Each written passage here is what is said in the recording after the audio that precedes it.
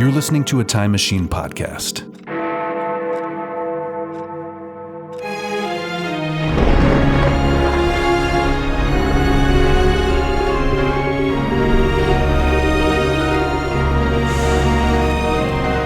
Old Movie Time Machine. An adventure through time and or space.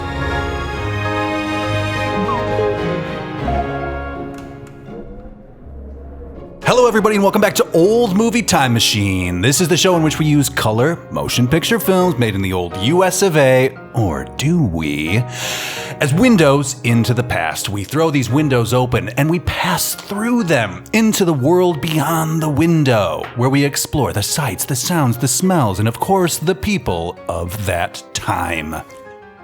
And while we're on our adventure, we're going to be asking ourselves some critical questions, you guys.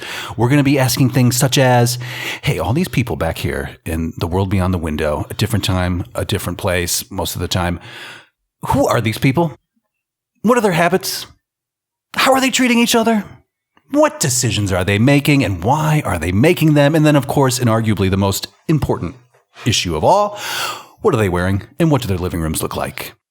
And then at the end of the show, we pass back through the window to modern times, where we discuss and make our final opinion, answer the ultimate question on behalf of all of humanity here in the early 21st century, which is, hey, you guys, this movie that we just watched, The World Beyond the Window, that we just experienced and chatted about for about an hour, if you're on Patreon, maybe two. Do we keep watching this thing? Guys, I know. Sometimes we have good ones, sometimes we have bad ones. This one in particular, is this one that we keep?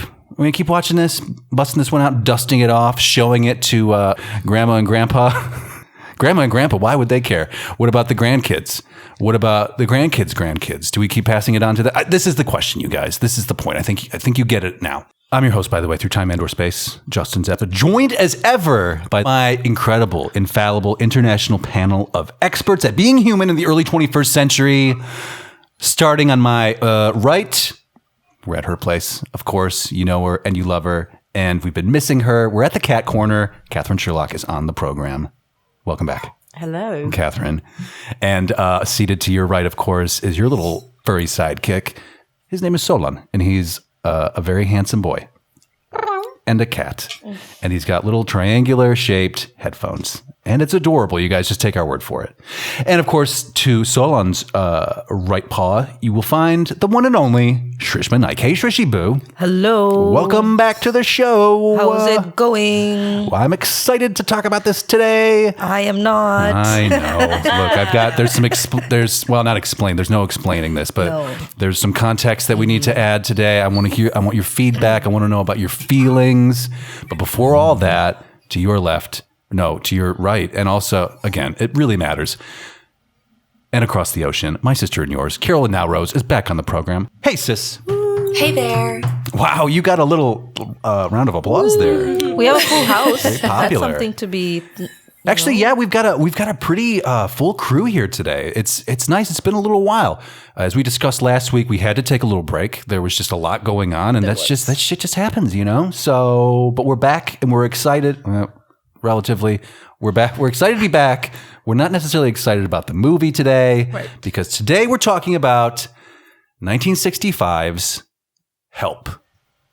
Now, I don't know where you guys want to start with this. I guess let's do one-line reviews, and then we'll just do the business. You know what I mean? Katherine, you're the hammer. Shrishma Naik, do you have a one-line review for 1965's Help? Help! I never want to watch this movie again. Well done. Rejected. Yeah, okay. But first of all, was this an American movie or was this a British movie? This was okay. It's interesting. This was a British production, but the director is an American expat who was living in the UK. So there is some American connection there. But no, this is we're bending our rules here, as we will do from time to time, to go across the pond and see what's happening. So I'll get deeper into it. Okay. Carolyn, do you have a one-line review for the Beatles' Help? By the way, this has the Beatles in it. Didn't mention that, but what do you got? Help me get through this movie. Oh, okay. I sense a theme here. This is fun. I didn't do a review because I was just going to be like, yeah, Beatles. Maybe I'll just stick with that. But Help. but also, Beatles. And now, Katherine Sherlock, do you have one line review for 1965's The Beatles? Help.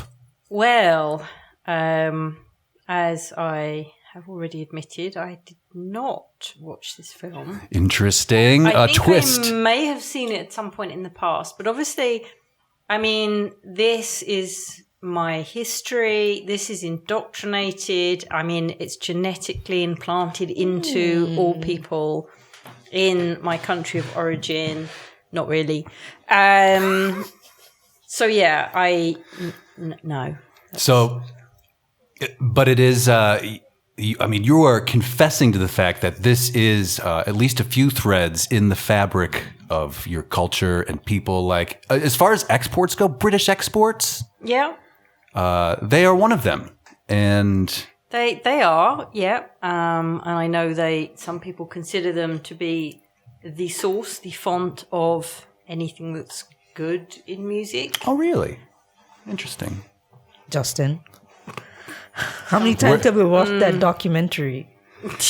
The Get Back documentary? Yes, that one. I think, I've lost track. Okay. I think it's around 9 times. Okay. So let's get into it. As we know, we've discussed it on the program a few times. As anybody who knows me personally would know, I love the Beatles, of course, right? A number one, very, it's my hobby, right? It's I like to learn about them. I think they have the best story of modern times anyway. I think the story actually at times transcends the music because it is such an extraordinary story. We don't have time today. As you know, I could talk about this for 72 hours straight, no breaks. But we're not going to do that today. You're welcome. Thank God. We're going to get... Catherine. We need to talk about something else when we talk about Help, and we'll run through the movie. There's not a whole lot going on. The long and the short of it, Catherine, is that Ringo, the drummer, he has a ring on that was given to him, and this ring is significant to a quote-unquote Eastern cult who need it to complete a blood sacrifice. And so they're just chasing, they want this ring.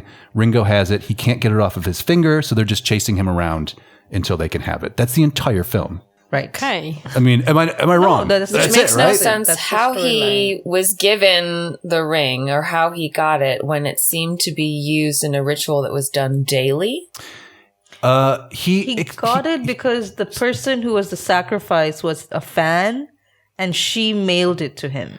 Somebody, was it the sacrifice? Was that what Yeah. okay. And then because he Okay. was wearing the ring, he had to be the sacrifice because they had to be Right. wearing it from... But he does specify that it was mailed to him by an Eastern bird, and then he stops himself and he's like, Okay. Eastern girl or woman or something, I can't remember. But so he was trying to not offend people. Now, oddly enough, Shrishma, Oddly enough, it's Now- still offensive. look, so for maybe new listeners, because Beatles, they got some pull, right? So we might have some first-time listeners. Welcome to the show, by the way. Welcome. Hi. Nice to see you. Beatles. Yeah, Beatles. Fab. Fab gear. This is Ringo. Fab gear. Fab. So, The fabulous 4 man babies. yeah, aren't they the ultimate apex man babies? So for those of you who are new to the program, our co-host, Shrishma Naik, her family is from India. Now, they don't say India in this movie, but they just say Eastern. the East, or, God forbid, the Orient, for God's sake. So my Oriental friend here, Shrishma Naik, I'm sorry. I'm not. You went too far east. I was going to say, I think that's a slightly different. They refer to it as the Orient. in this film. South side. Sad to say. South side, baby. Look, And what ethnicity were the baddies then? well, actually, it's funny you ask, Catherine, because they're a bunch of honkies. They're a bunch of white people playing people from the East. I never thought I just okay. To hear sing it, sister. To Do hear a British person fake an Indian accent, Oh, it's the worst. like I just didn't need to hear it. You know, I've tried, but I end up in Scottish. So I won't ever do it. No, but it was so. Why didn't you just hire Indian actors? Why wouldn't you do it? They're around. I mean, They're around. You Especially in the colonized UK. us for the last 100 years. Well, We're over there. so let's contextualize for the people, Shrishma. So and Catherine too. Now, look, I've tried to do this for the U.S., Catherine. I hate to put you on the spot, But like we were talking about when we watched, Long Eyeballs, That Funny Feeling, 1965er, the Bobby Darin Melted Candle movie, where they're really hammering Asians, like East Asians, I mean, specifically, where China and Japan just get pummeled in this movie. And you can tell that I suspect they're working out some kind of post-war trauma in the Pacific Theater or something like that. Now, similarly, there is, I would say, some kind of parallel, I don't know what precisely, but maybe in the UK, who, as we know, had established the Raj in India in the, early 19th century, maybe? Somewhere around there? My history's real dicey about that. 18th. Yeah. Okay. So there is a relationship there between the UK and India.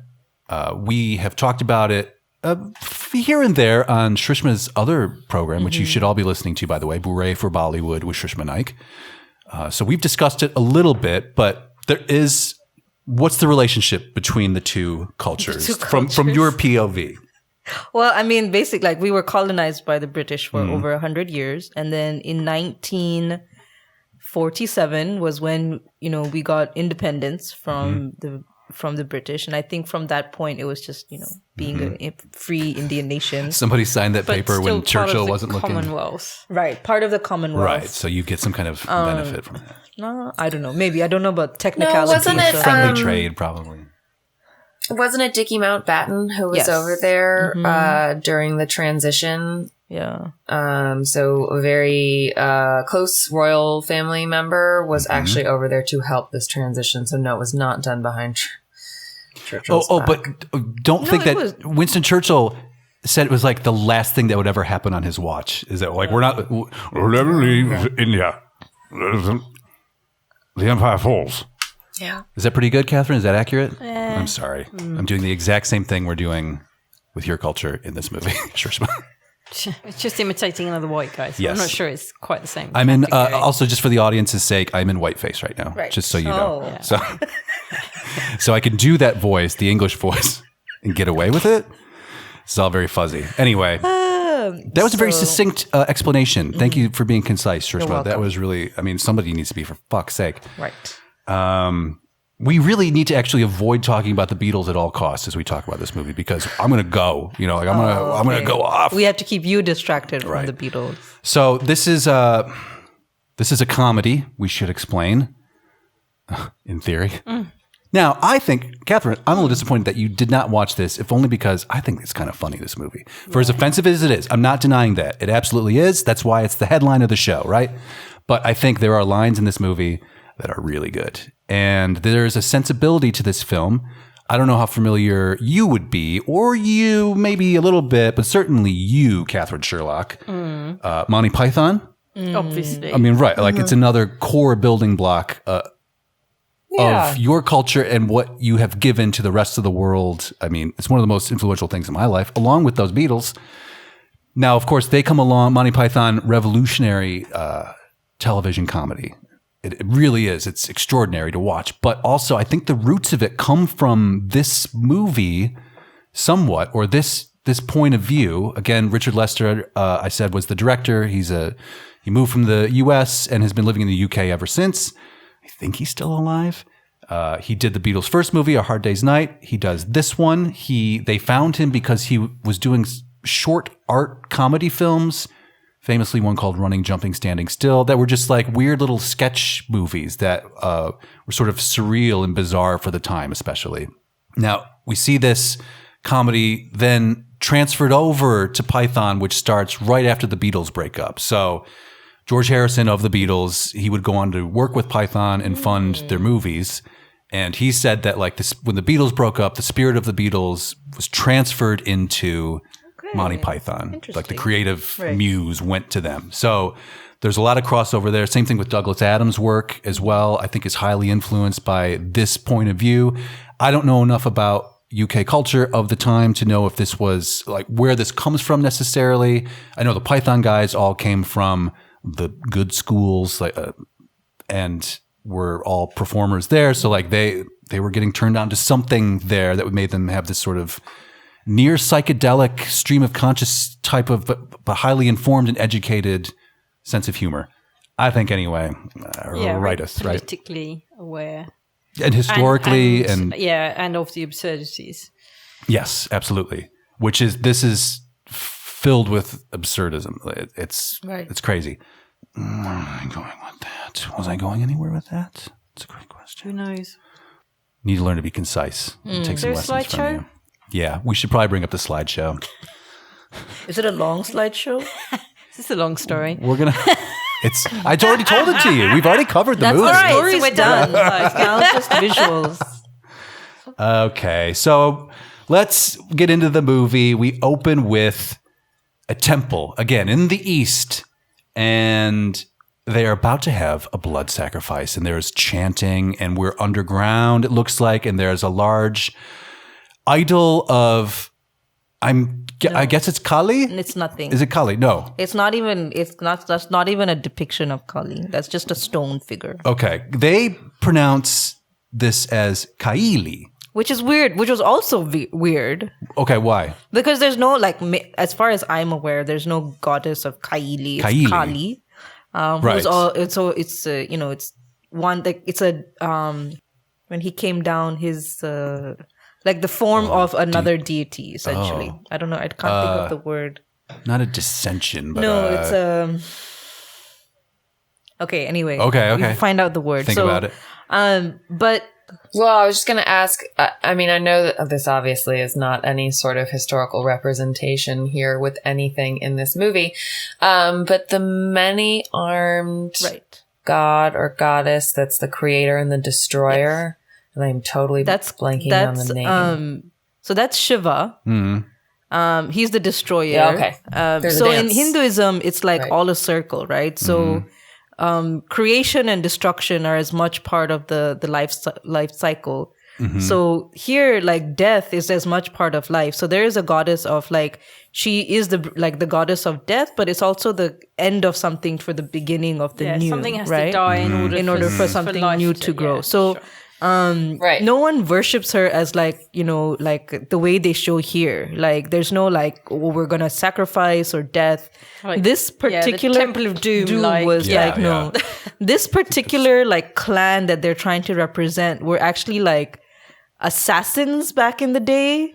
So they were known to be like a thuggy? Were they thuggy? So it is Temple of Doom. So it is it is thuggy. Wow. And the word thug actually came from that. From thuggy? Yeah. Interesting. Okay. But they were just basically assassins that kind of had certain rituals and, they followed certain. Right. They were not like a religious cult of any. They just had their own kind of rules and regulations that they abided by, and they were known to be assassins. Okay. So this kind of the story that's been told through this and through the Temple of Doom is just, they've taken a small thing and kind of created a whole narrative around it, which is very unfortunate. But if you look at the goddess Kali herself and then the different goddesses, they all have a purpose in the cycle of life kind of situation. So it's never yes, there's destruction, there's the conquering of the good over evil, but it involves killing the evil to allow the good to. So that's where the destruction comes in. Okay.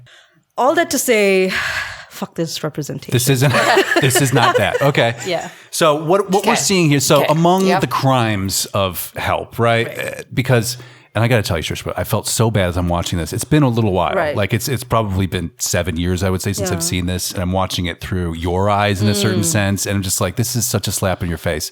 And I'm so sorry. Well, to be honest, I felt terrible. to be honest, I didn't finish it because honestly, I got annoyed. I was like, "Fuck this shit." Yeah. Well, it's so reductive it's insulting. So among the many crimes, we got a bunch of white English actors playing people from the East, quote unquote, doing the terrible accent. They're always dressed up in the traditional village stereotype garb and the sandals, even when they're in foggy London. Right. When they don't run like humans. They scamper. They scamper like little animals, right? It's just everything about it is It's the other. It's cultivating the other, it's right? It's really weird because you know that the Beatles finally like find their spirituality in India. Yes. Shrishma, this is... For them to have this representation of it, I was like, fuck you. Like, did y'all not think... So would you not have remade the movie or had something to say about this shit? So I don't know anything about the Beatles. This is where we were going here next anyway. I think they just said they were high the entire time they made this, high. Didn't they? Yes. So, but now I told you before we came over here that I have something for you that kind of makes it a little bit better. You just touched on it. So in 1968, yes, the Beatles go in the spring to Rishikesh. Right. Which you've been to Rishikesh. Which I've been to their ashram, the ashram that they set up over there. With Maharishi Mahesh Yogi, yeah. I went and visited that which place. Is awesome. Which I want to do that. Like, quite nice. You'd actually like that place. You should take me. All right. Yeah. So they go over there and they get into TM. They get into transcendental meditation, and they have their guy, the Maharishi, who helps guide them and gives them their mantras that they will use, and they all continued this throughout the rest of their lives. So here's your win, Shrishma. After this, this is actually happens before they go to Rishikesh. Right. Beatle George, he converts to Hinduism. Yeah, I think I knew that. And he follows it for the rest of his life. Right.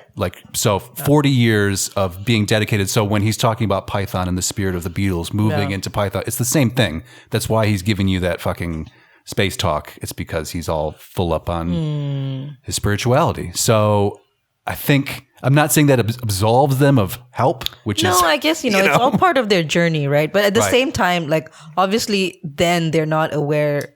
I don't think it was a time where people were so self-aware or culturally sensitive. So I get it. No, there was no cultural sensitivity. Yeah. Something important happens in the movie. When we get to the picture, I will tell you about it. Okay. We're going to put a pin in it. There is something good that comes out of this. Okay. As weird as it is, it's really obscure. I believe you. Okay, so we're back at the temple, and they're about to sacrifice a woman, but they can't because they don't have the ring. Where is the ring? For whatever reason, some people are up on where the ring is, and they bring out a movie projector, and they project a performance of the title track, Help, by the Beatles, done in black and white. This is like archetypal Beatles. They're all dressed the same. They are positioned on stage in the way that we recognize the iconic shape of the group, the Beatles. And Help is, I think, one of their great songs. To be debated. That's not why we're here. We're talking Help the movie, everybody. Anyway, they are upset to find that Ringo, who is famous for wearing rings on both of his hands, has somehow the sacrificial ring. So we need to go find this ring and get it so we can complete our little ceremony. So we go to the UK, where we enter what is arguably the best part of the movie, where we see the Beatles and how they live. This is what I remember from watching it in our childhood, is their house where they all live together and being like, oh yeah, because of course, the Beatles all live together. It's incredible. So, like it's some dorm room. Yes, and this influences the public's perception of how a rock and roll band lives and works, where like this is later transferred to the group The Monkees and their television show, like this prefab put together group of Beatlesy types, but Americans, and they're called the Monkees, and they spell monkeys differently, like the Beatles spell Beatles differently, and they all live in the Monkees house, and they drive the Monkey Mobile, and they're getting up to shenanigans. That all comes from this. So, and we see this traditional... It's basically Scooby-Doo. This movie is Scooby-Doo. Definitely. Maybe makes less sense than an episode of Scooby-Doo. Possibly. Hey, I like Scooby-Doo. That's what I'm saying. Like Scooby-Doo is actually better, more coherent. Less yeah, sense. right. Okay, sorry. No, nobody's knocking the do over here, all right? Scooby-Doo. Do the do. Who was also always high with Shaggy. Yes, he was. And they were always eating those Scooby snacks, right? 10 milligrams Scooby snacks. Edibles. That's good. So we're in this neighborhood of traditional brick, like tract housing, like projects almost. I don't know, Catherine, how would you describe this? This is like, I think of Python's meaning of life when we go to like York or whatever, and it's just like all the houses look the same, right? I don't know how you describe this modernism. These are what are called terraces, terraced houses, and so they all have a joined wall. There are no gaps between them. Very small yards, very little area for planting. These actually look a little fancy. There's a little bit of thought got into them. There's bay windows. Like the doors are kind of, interesting. Right. Sash windows, obviously. And these are sort of post-industrial revolution inventions to house the workers near mills and so on and so forth. So that as an industrialist, you would build your workers usually very poorly built terraced housing. Okay. I think, and I don't have the shot here, but like the way this neighborhood is presented, we're looking down a street and you see just lines of these homes. The ultimate point here is that I think opening with this sort of monochrome, samey workers, gray sky, UK, traditional UK workers' life, and then we get these colorful doors and we get these shaggy dudes. And right away, we're battling the class system, where it's slobs versus snobs.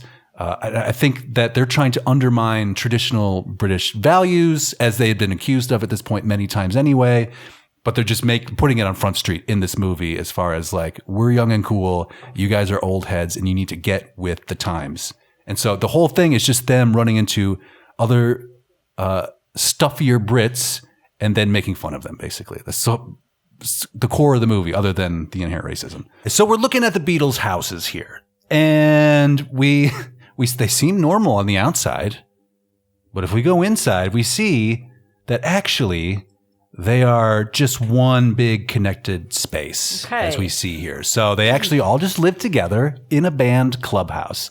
Now let's take a look at the spaces that we have here. This is George's room, and he's got carpeting that is actual turf. And he has his own gardener there. I mean, this is all real fab gear in 1965. Look at this artwork here. I don't know what this is, like some kind of alien or machine or something, but I love it. We've got a hi-fi over here, maybe a little record player, big old rotary phone, big old lampshade here. Very nice. And we have it looks like an ashtray, right? We got an ashtray in George's room. Please keep off the grass, of course. Very funny. This is the John Lennon floor bed. This is what I would use in my early 20s to justify the fact that I just had a mattress on the floor and no proper bed frame. I would just be like, yeah, but Lennon had a floor bed and Help. So there you go. And here it is. And I would still like to have this. I mean, but his has like a staircase that goes down to it. Yes, it's a sunken bed. He can walk into it. Yes. He's got his alarm clock here. Behind him is an ashtray in the wall.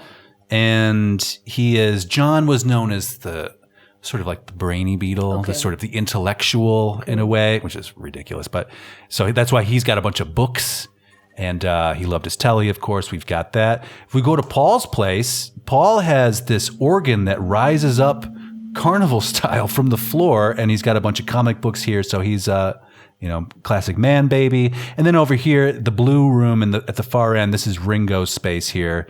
And he's just got a bunch of vending machines in his little bedroom. And that's what excites him. So we're just getting a little bit of everybody's character here somehow, to draw from these rooms what you will. But I do think this is the best part of the movie. And it comes in the first 5 minutes. Because all this furniture, the whole thing, it's very cartoony and a lot of fun. And I want to go to this house if it existed. It doesn't, but I wish. Anyway, while they're hanging out at their house, the cult arrives in the UK, and they're poorly disguised, and they start making attempts on poor Ringo's hand so they can get the ring and complete their sacrifice. Hey everybody, Midroll Jay-Z here, breaking in to remind you that our TeePublic store exists, you guys. Whatever you need of a t-shirt variety, or a tank, or a hoodie, or a non-hoodie, but still a sweatshirt, a sweaty, notebooks, tote bags, banners, buttons, that pins, badges, you stick them on your jean jacket. That's what you want to do. go buy 7 of each of them. Look, there's no need to be subtle here. We're selling some merch, and we need you to buy it to help support the show. And if you do, I'm going to thank you. In fact, I'll even practice it. It would sound something exactly like this. Thank you. And now back to the show. This is peak Beatles cool, I think. I think they look cool here. What do you guys think? Shrishma, you watch this. Do you find any of these guys cute? No. Well, Do you don't think Paulie's cute? I love Paul. Not cute enough to finish the movie. Right. I feel like if I had seen them when I was younger, I might have thought that they were cute. Okay. But in my current view of the world, I'm not so impressed by them. Did they seem cool to you at all? They did. There was a movie that came out. It was not related to the Beatles. It was called That Thing You Do. Yeah, I love that movie. Wasn't it this kind of their story? It's loosely based. Off of it. Yeah. So when that movie came out and I watched that movie, I thought the guys in that were really cute. Okay. And very cool. Yes, extremely cool. But also there was the band Oasis. Yes. I was very attracted to those. Oh, you like them? gentlemen. You like their version? Wow, Catherine. Any word? Are you a Noel or a Liam gal, Catherine? I'm a nun. Thank you very much. I was very pro Oasis. Eki Oasis. I mean, some of the songs, yeah, sure. Okay. Them, I don't know. They were quite troubled, I think. Yes, they had some issues. boys. Yeah, they thought they were bad boys. Yeah. Bad boys, but yeah. So they were And like maybe they were, definitely who cool. knows? Okay, and They were all in the same category to me, kind of. Not okay. that they were in the same time, but just this makes sense. I mean, especially so That Thing Similar You Do. part of the world, Right. I would say, yeah. That Thing You Do, the American version of this story, which is an archetypal story. Like the Beatles story kind of represents all band stories as far as how they get you get together and you get a group and you do it your way. Yeah. And Tom Hanks wrote that movie and directed it, and also stars as their manager. Oneaters. And yes, the Oneaters. And you see them over at the airfield at the Italian restaurant. And he bases his character on Brian Epstein, who was the Beatles manager. Okay. So there's a lot of overlap as far as you would see footage of the Beatles manager at, say, sold out Shea Stadium, sort of like doing the very knowing like head nod as he like surveys the crowd and everything. Like Tom Hanks does that throughout that whole movie. If you want to talk about Oasis, they borrow, quote unquote, liberally from the Beatles songwriting catalog, of course. I mean, Don't Look Back in Anger. Like the intro to that is just Lennon's Imagine, you know. Ding, ding, ding, ding, ding. Yeah. Interesting. Among other lifts too, like notorious for lifting Beatles licks. Yes. I don't know if you or any of you recently watched the Whitney Houston movie. No, Actually, I've seen it. I did. wanted to watch it. I I've heard it seen was the not very good. I liked it. Really? Okay. I mean, I love Whitney. So, but Yeah, same. right, I thought they did a very good job with it. But like I was telling old David Time Machine, because I was like, okay, so I watched the Whitney movie, and he's like, how was it? I was like, it's like every musician or band biopic, as in like your fame ruins your life. And that's, I think, obviously what Netflix. Oh, interesting. At least here. Carolyn, in I don't know. US. We probably can't use this, but I did want to bring up my favorite Whitney Houston memory. Do you remember it? I share it with you specifically. So No. Carolyn took me to a professor's house. We can cut this out. Oh.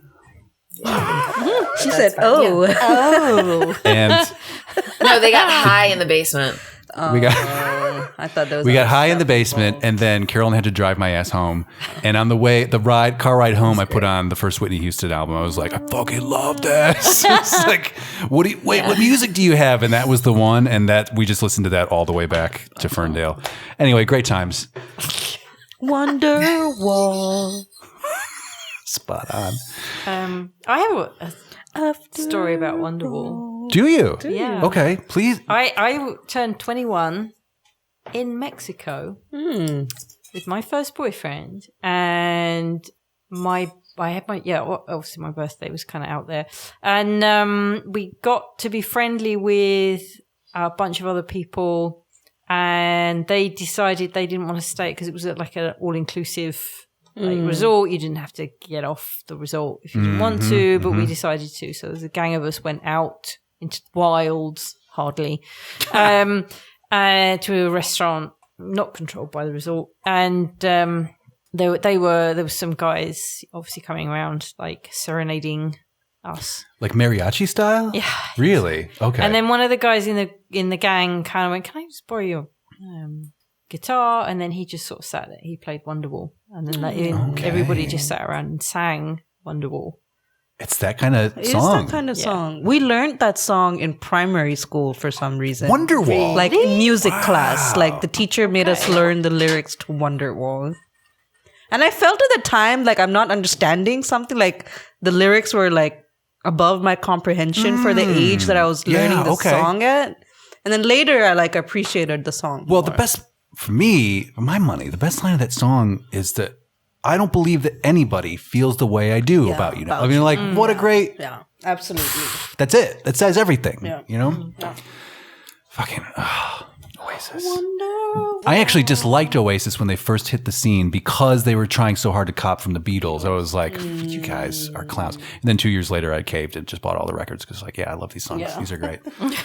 Okay, so they try to get the ring off of Ringo's hand, and they saw his drum kit from... Approach the nearest Oriental. Yeah, so then, seeking enlightenment, as the title tells us, as to rings, they approached the nearest Oriental. There it is, everybody. And they go to the Rajahama. Oh, my God. They actually go to the Indian restaurant. What? Yeah. And they called it Oriental. They go to Oh, my God. Oriental Indian restaurant. And they talk to the guy outside who's British, which is part of the joke, is that everybody in there is dressed up Indian style, but they're all local. But then they were like, there's a real one. We have a real one. They have one real guy in the basement. Let's take a look at him, shall we? Oh my God. They do the bed of nails thing, Catherine. Christ. He's standing on his head when they meet him, and then they show him the ring, and he runs over to his bed of nails, and it is every stereotype you can imagine, just unfolding in glorious color. Do you recognize any of these people, by the way, Shrishma? They do seem to be from the East, these magazine cutouts pasted on the wall next to the bed of nails. I don't know. She looks a little familiar, but I don't think she's who I think she is. So they do go seek out advice from this guy. He has got none to give them. And then, because this is not a great movie, they just proceed to have dinner at the Indian restaurant. Well, not being funny, if you find yourself in an Indian restaurant, and right. of course, you got to eat. No answers, but plenty of curry. Have a curry, right? Yeah. So... This is, Shrishma, this is it. This is the important part I was telling you about a little while ago. Isn't this a mix of cultures happening right what are you? Yes, what are you seeing, Catherine? Well, it's almost Moroccan in like flavor. Indian musicians. However, the dancer is I don't know. This is like Middle East. I've seen this in Greece. Belly dancing. Greece, yeah. Could be... But Turkish it's maybe, like, or yeah, exactly. It's like so belly dancing isn't like a traditionally Indian dance form. I would say it's definitely of Middle Eastern, and I would say it was like the Mughal influence on India brought belly dancing there. You're talking about the Mughals, not the Muggles, right? Mughals. Right. Just for the folks at home. I got it. For the folks at home. Fucking mudbloods, right?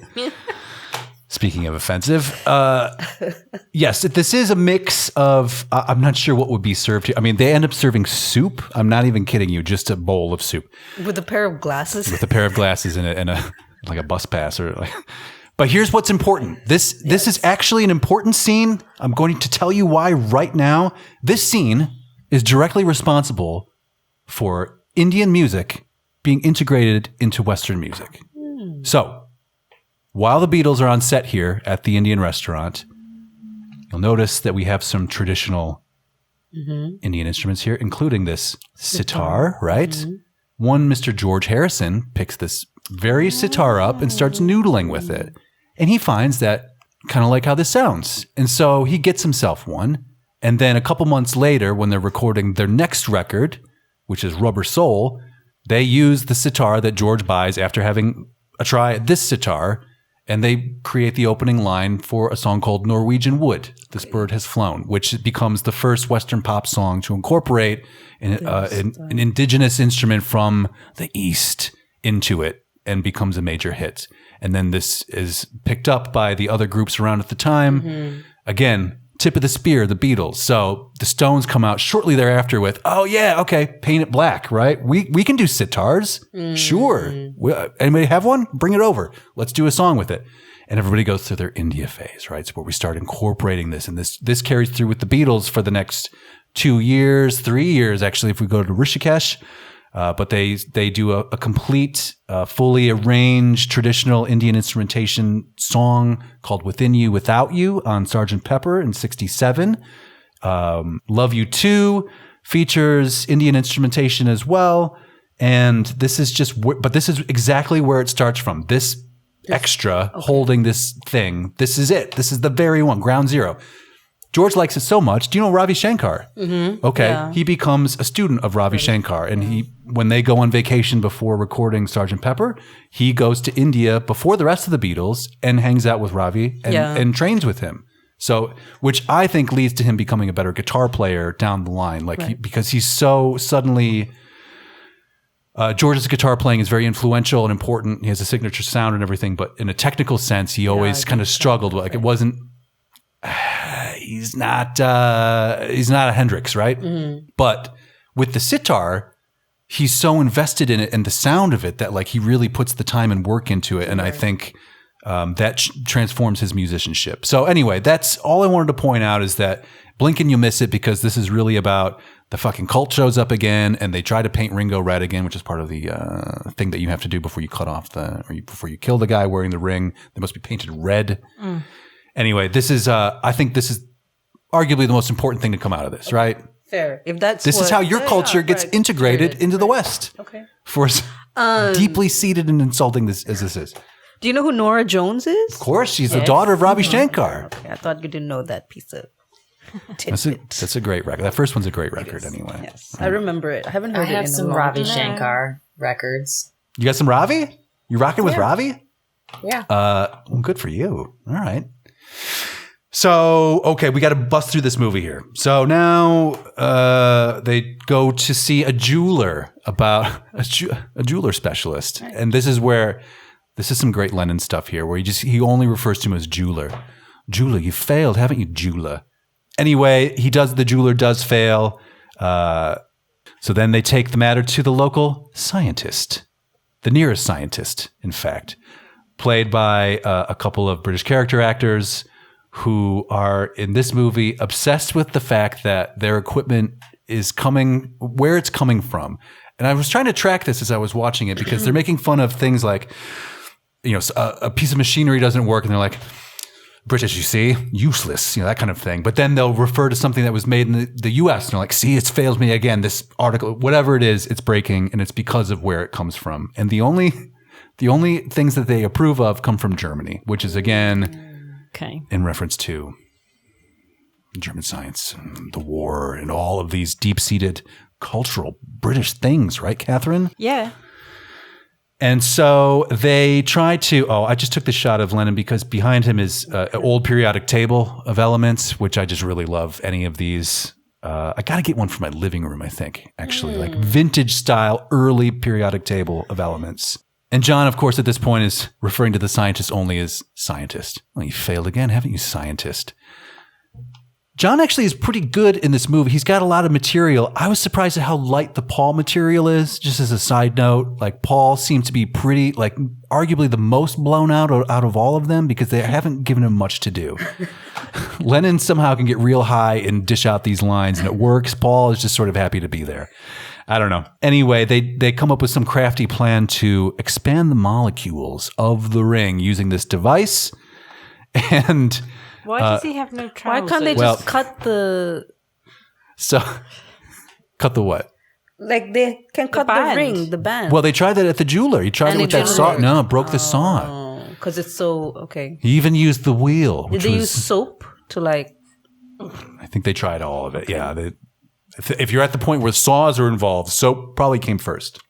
Catherine, you raise a very salient point, which is Ringo's pants are down. Oh, they are. He has them around his ankles. Yes. Okay. So what happened is they do expand molecules, and his other rings fall off, except for the cursed ring, and also his zipper loosens and his pants fall down. So we're all laughing, you guys. Good times. Yeah. We go to an intermission where it's just them in a field bopping up and down for 2 seconds, and then it's end of intermission, and then we go to the next part of the film, which is the adventure of Paul on the floor. So the woman who is trying to save them has a plan of her own, right? Not unlike the expanding molecule plan of the scientists, but she wants to use a syringe filled with something that will make Ringo shrink slightly so they can get the ring off. Catherine, I feel the same way that you look right now. I mean, this is... I know what you're going through, and I'm sorry.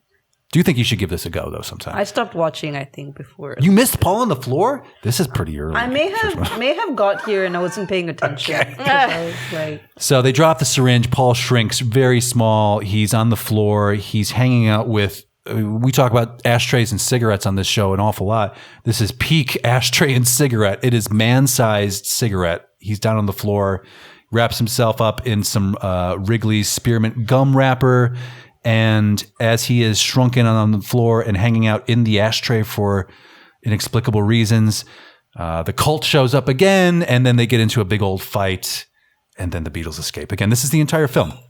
Paul is unshrunk and is no worse for wear, and they decide to go hide in the Alps. Where will the cult not find us? They go to the Alps. They perform Ticket to Ride while they ski, and we get some shots like this of them placed on the piano on a mountaintop in the middle of nowhere. It's artsy. It's new. It's very 60s, right? And then things like this, where we're using the ski tow line as the staff for musical notes. This is the melody of the song that they're playing, and then we see the Beatles awkwardly skiing. They've never been skiing before. That's why they wrote it into the movie. This is a dumb detour. The scientists try to blow them up using a curling stone that has a bomb in it. The Beatles escape. The cult tries to dress up as snowmen, and they hide and try to melt them with a flame-throwing umbrella. It doesn't make any sense, guys. It's not supposed to. Anyway, they escape, and they go to a traditional English pub. This pub life, I mean, this is everything to me. This is just, we're by a canal over here, having some lagers and lime and hanging out.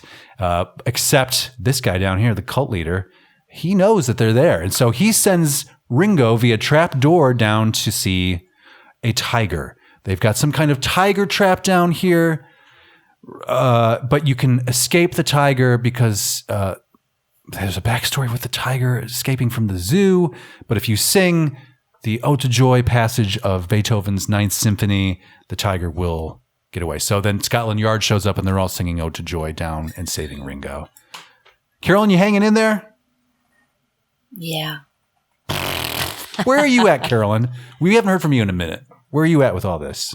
I was just gonna let you steamroll right through it because I mean, so it's we can just be one done. big music video and random scenes that don't go together, stitched together with Beatles songs. Just one set piece to another. However, we get there.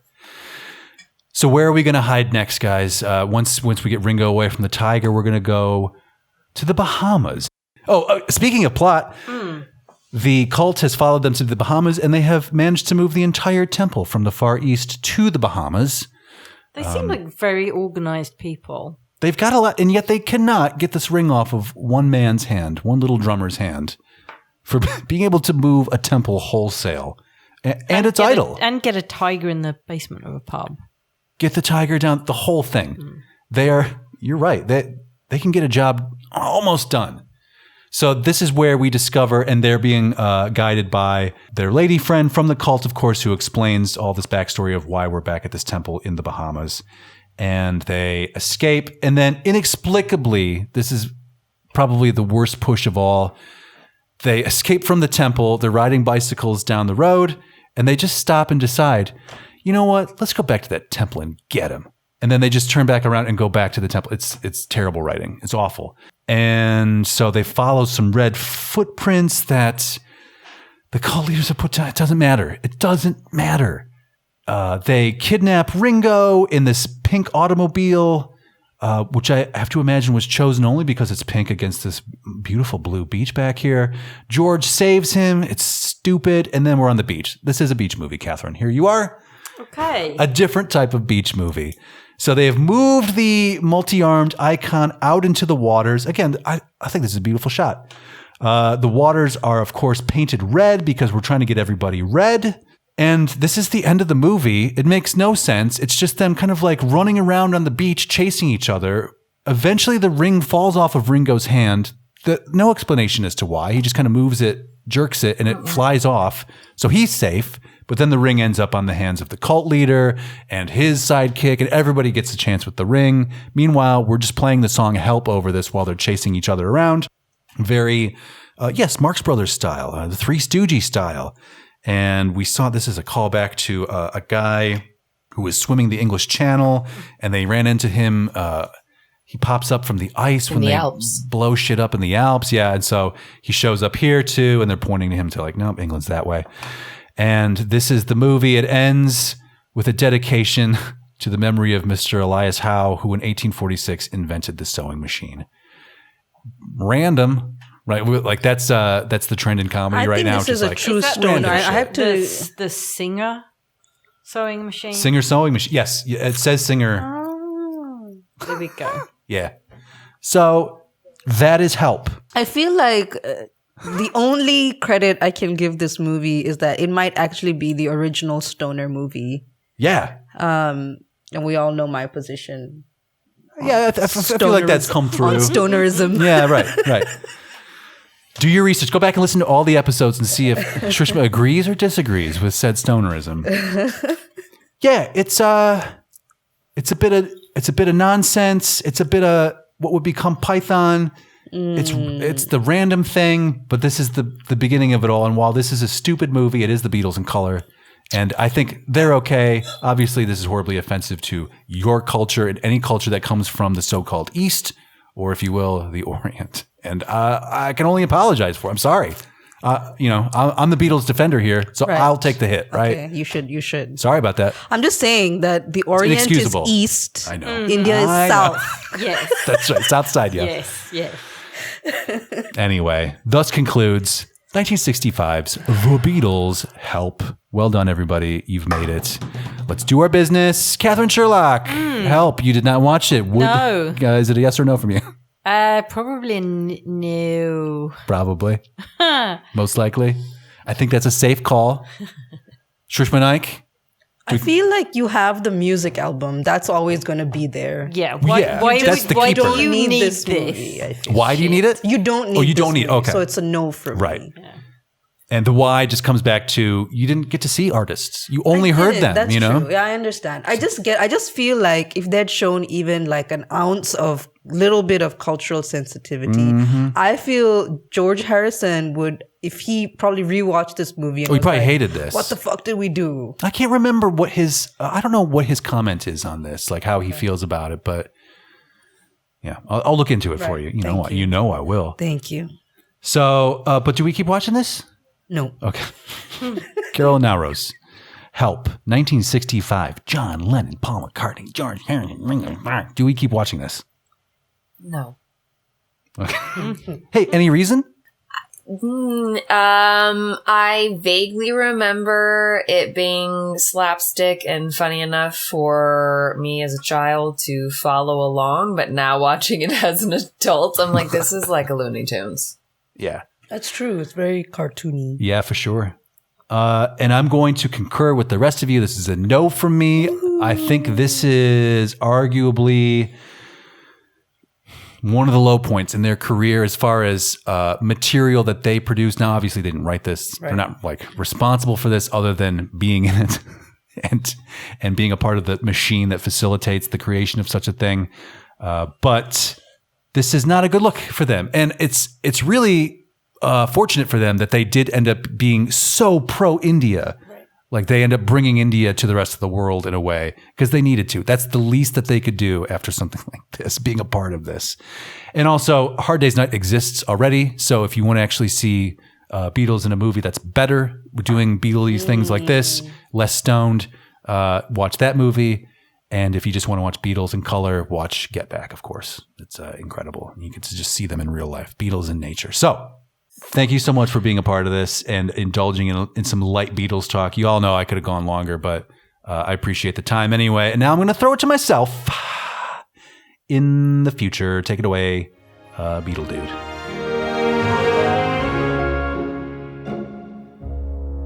Thank you so much, Beatles lad, me from the past. Great job, team. I think you really managed to watch some of this movie and then talk about it and record yourselves while doing so. Job well done. But you let us know. Write to us, partyline@oldmovietimemachine.com. We would love to hear from you. We always do. And next week, as mentioned, we're watching Magnificent Obsession. Now, this is the part of the show where I tell you where you can watch Magnificent Obsession. But what I think needs to happen is probably you're going to have to get creative with this one, maybe buy a copy or, check out YouTube or, run your VPNs, whatever the fuck you got to do it. Because this is not streaming, at least in the US of A. As far as I can tell. It's not available in 4K or standard def. 8K should go without saying, not available. So it doesn't mean it's not out there, though. I mean, we watched it. The team watched it. So you can watch it too. Figure it out. Get back to us next Wednesday. We're going to be talking about it. Magnificent Obsession. See you there. And until next time, dear God, never forget that this has been Old Movie Time Machine.